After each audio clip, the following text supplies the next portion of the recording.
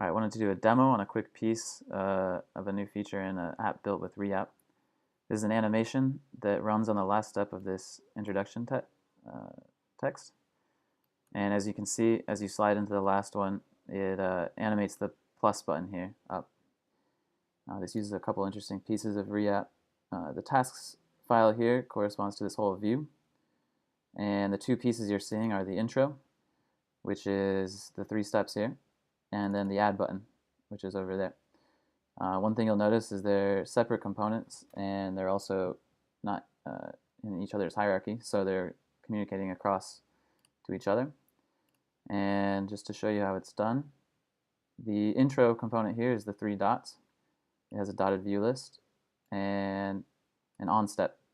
And this on step basically just calls back every time it's moved. We'll see here that the handle step just checks to make sure it's on that last step, which is the index greater than 1, as it's moving to that last step, which is step 2. And it calls an action, intro step, and passes it the step. Meanwhile, in the add button, and there's no extra code to link these together, we go ahead and listen to an action, intro step. We get that step, and then we set the state here.